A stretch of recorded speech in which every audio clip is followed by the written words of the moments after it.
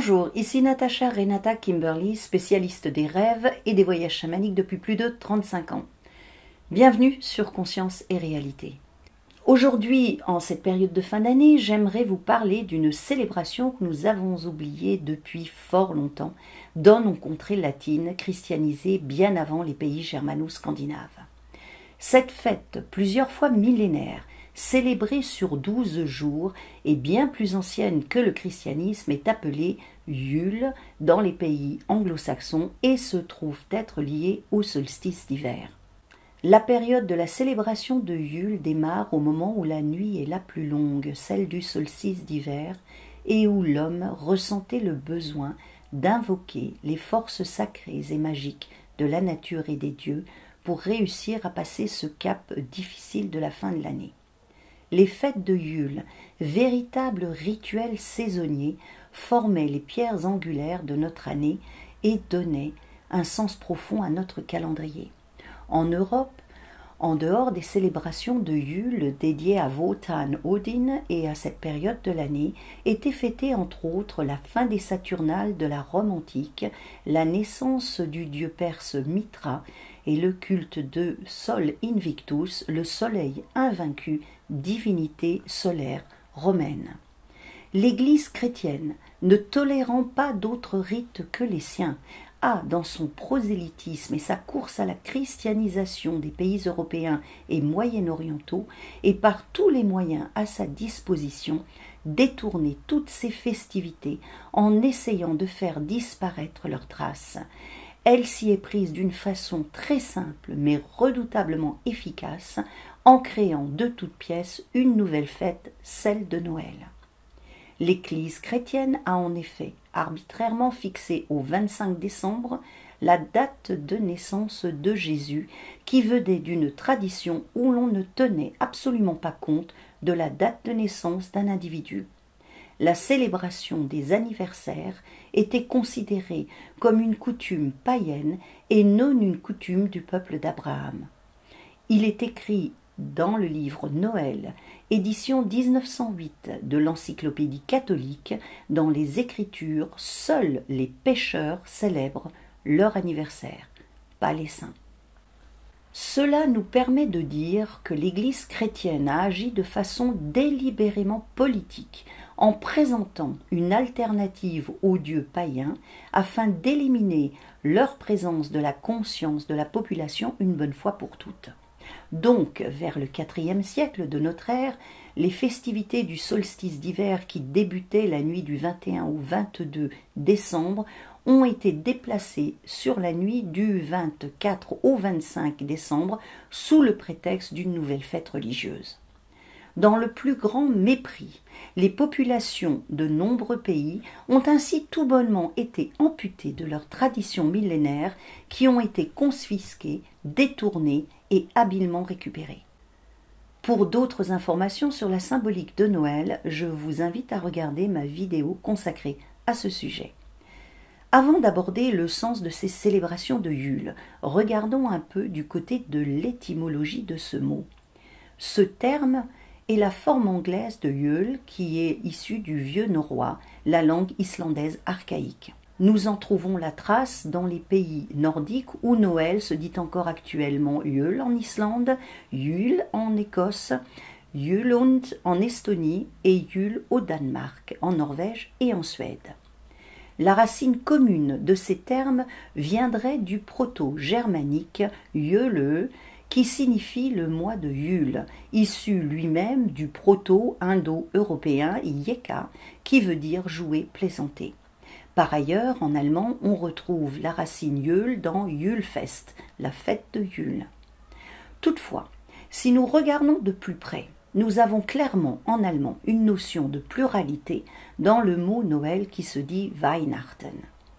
Ce terme se compose en effet de Weih, du verbe weihen, qui signifie consacrer, c'est-à-dire rendre sacré, et de Nachten, qui est une des formes du pluriel pour nuit, sans le tréma, et qui implique plusieurs nuits et non une seule. Dans l'ensemble des pays germano-scandinaves, nous avons donc une trace bien visible de ces fêtes de Yule soit parce que le mot Noël comporte une syllabe issue de Yule, soit parce que ce terme implique une succession de nuits sacrées. Il se pourrait même que la langue française ait gardé une trace de la mention du retour de la lumière dans le mot Noël. Les linguistes affirment que ce mot viendrait du latin natalis, naissance, mais d'autres chercheurs pensent que Noël viendrait d'une contraction de Neue Helle, qui signifie en allemand nouvelle lumière, dans le sens de brillance. Cette comparaison est troublante et mérite qu'on s'y attarde. À l'instar de votre peuple dans le monde, les Germano-Scandinaves avaient coutume de fêter le retour du soleil et le renouveau de la vie au moment du solstice d'hiver.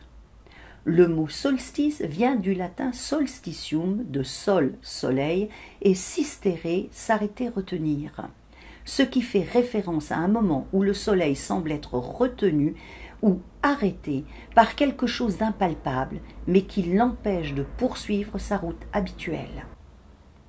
Selon les années, le solstice a lieu le 21 ou le 22 décembre. Les festivités de fin d'année commençaient le jour du solstice consacré à Wotan, Odin, et se poursuivaient pendant 12 jours. Lors de ces célébrations, des offrandes étaient également offertes aux autres dieux du panthéon nordique, aux ancêtres, aux parents et amis disparus.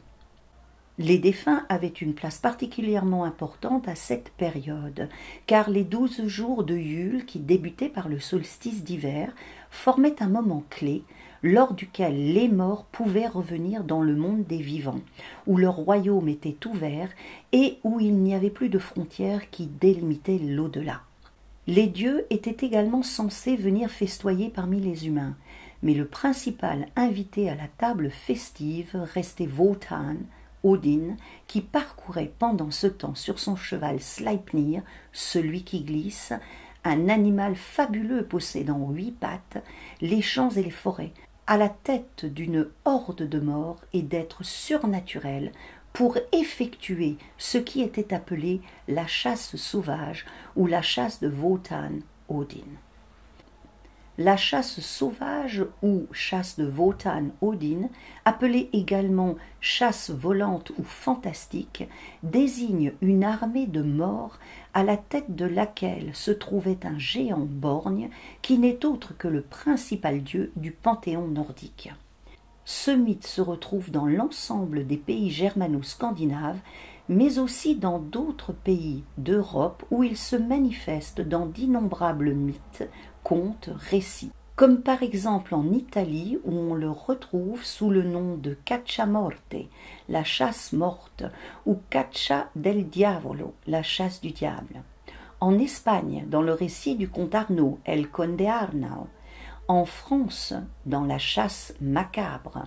Au pays de Galles, dans l'histoire nommée Cún Annune, traduite par les chiens de l'au-delà. À ce propos, il est dit que l'individu qui a le malheur de se trouver sur le passage de la chasse sauvage court le risque d'être emporté à jamais par la horde de morts. L'Église chrétienne a évidemment tôt fait de christianiser ce mythe en voyant dans cette troupe de morts faisant éruption dans le monde des vivants une cohorte de damnés condamnés pour ses péchés. Pour elle, cette armée de morts qui hantait les campagnes à cette période était composée d'enfants non baptisés, de suicidés, d'assassinés, d'assassins, de meurtriers, d'adultères et de personnes n'ayant pas respecté l'Église et ses rituels. Ce personnage est assez complexe, d'autant plus qu'il a évolué différemment du fait d'une christianisation plus tardive dans les pays germano-scandinaves comparativement aux contrées anglo-saxonnes. Je dirais que Wotan et Odin sont deux manifestations du même dieu racine. Fils de la géante nommée Bestla et du dieu Bör, Wotan Odin est surnommé Allfather, le père de tous les dieux, All-Father, et le père de tous les hommes, car il a donné naissance à tous les dieux, sans exception, et a doté tous les hommes d'une âme. Il est l'esprit omniprésent de l'univers, la personnification de l'air, le Dieu de la sagesse universelle et de la victoire, le guide et le protecteur des leaders et des héros. À Asgard, l'enceinte des As, qui sont les dieux principaux du panthéon nordique, il occupe le siège le plus haut et le plus prestigieux. Celui-ci avait même un nom, Hilskjaf, et se trouvait être une sorte de tour de guet d'où il pouvait d'un simple coup d'œil savoir ce qui se passait parmi les dieux, les géants, les elfes, les nains et les hommes. Dieu insaisissable, son rôle et ses fonctions sont complexes et multiples. Il est le Dieu des morts, de la victoire, de la connaissance, de la magie, de la poésie, de la littérature, des prophéties et de la chasse. Il a apporté à l'humanité les runes, qui composent l'alphabet runique et qui sont considérées comme sacrées et magiques par certains. Contrairement à ce qui est souvent relaté, Wotan, Odin n'est pas le dieu de la guerre, mais celui de la victoire. C'est lui qui décide de l'issue de la bataille et confère ou non le succès à l'un de ses adversaires. Il est aidé dans sa tâche par les Valkyries, des divinités féminines et guerrières qui décident de la mort des guerriers sur les champs de bataille et conduisent l'âme des héros au Valhalla, le palais de Wotan Odin. Les trois Nornes, Urd, ce qui est arrivé, Verdandi, ce qui est en train de se produire, et Skuld, ce qui est à venir, fileuses du destin des hommes et de l'ensemble des habitants des trois mondes, sont également des Valkyries. Wotan, Odin, ne combat jamais avec des armes, mais à l'aide de la ruse et de la magie. De la même façon qu'il décide de l'aboutissement de la guerre, il statue sur le sort de chaque être humain. Odin, qui veut dire fureur, est également un dieu chaman, le dieu de l'extase mystique et de la fureur du berserker, autrement dit des guerriers fauves. Les états extatiques relatés dans les récits mythologiques et les sagas peuvent se rapprocher des états de transe chamanique lors de laquelle celui qui l'a subi ne ressent aucune douleur. Nous pouvons faire d'autant plus ce rapprochement que les Vikings ingéraient un champignon, l'Amanitumush, pour atteindre un état de transe qui allait leur permettre de se transformer en berserker. Parmi les champignons, l'Amanitumush est celui qui est le plus associé au monde des esprits. D'après la légende, c'est lorsque Wotan Odin a été poursuivi par des démons que son cheval a été blessé à la bouche et a commencé à saigner. Ce sont les gouttes de sang de Sleipnir qui se transformèrent alors en Amanitumush en touchant le sol. Ce champignon fait l'objet de nombreux tabous et se trouve associé aux dieux de moult traditions, comme par exemple à ceux des mondes celtes, grecs, sibériens, mexicains et de Papouasie-Nouvelle-Guinée. La saga de Ynglingar, écrite par Snorri Sturluson vers 1225, raconte l'histoire de la légendaire dynastie royale suédoise des Ynglingar et mentionne au sujet du berserker. Les hommes d'Odin allaient à la bataille sans cuirasse. Ils étaient enragés comme des chiens ou des loups, mordaient leurs boucliers et étaient plus forts que des ours ou des taureaux. Ils abattaient les gens, mais eux-mêmes, ni le feu, ni le fer ne les blessait. On appelle cela le Berserkerganger, la fureur du berserker. Tous ces différents aspects nous montrent que Wotan Odin, le personnage divin fêté le 21 décembre, est un être complexe, aux multiples visages et difficile à appréhender.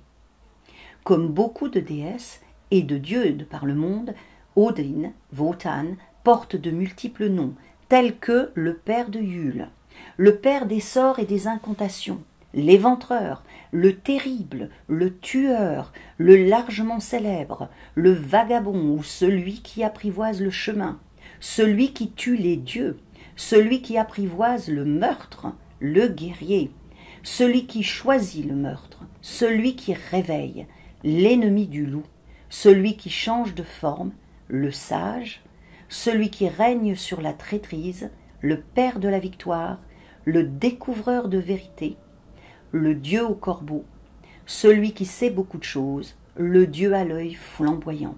Et je pourrais en citer encore des tas et des tas comme ça.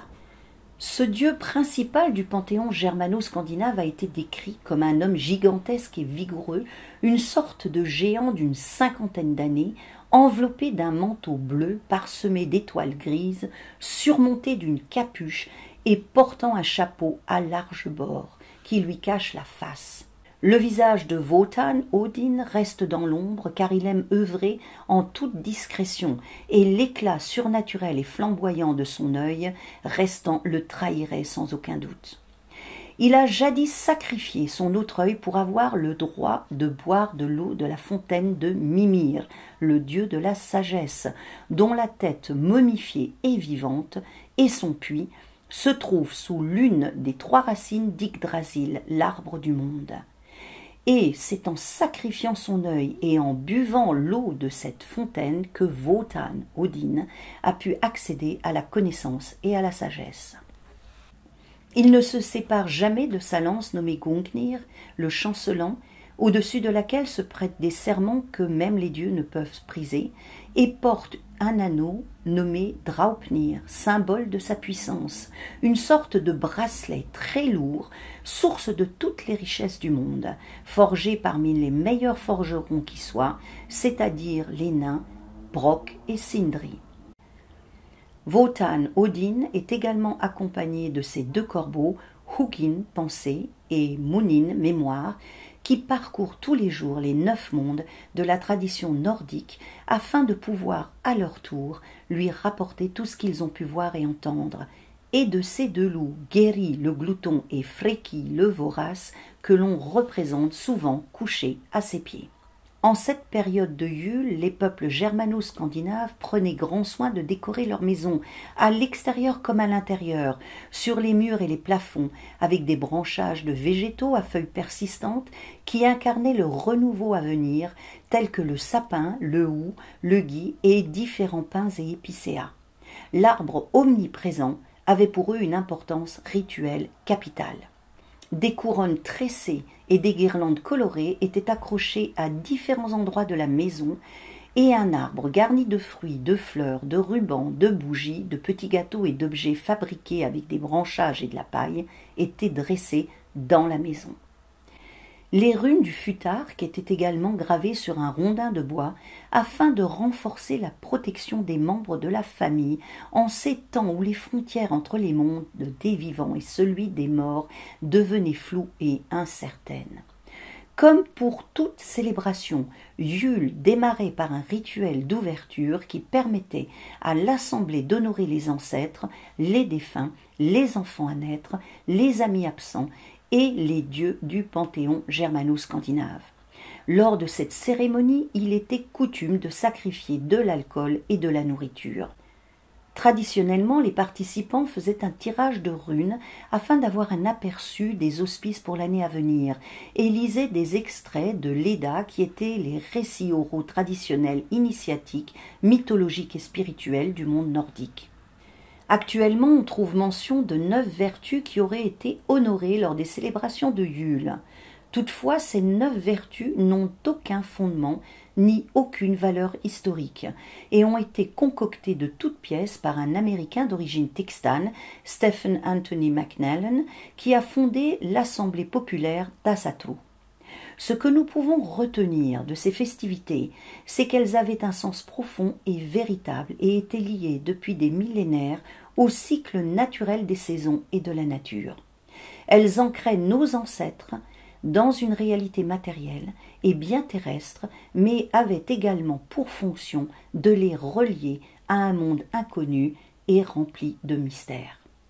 J'espère que cette vidéo vous a permis de voir que des célébrations comme celle de Yule, l'ancêtre de nos fêtes de Noël actuelles, sont des célébrations légitimes qui prennent racine dans la nature et son déroulement saisonnier.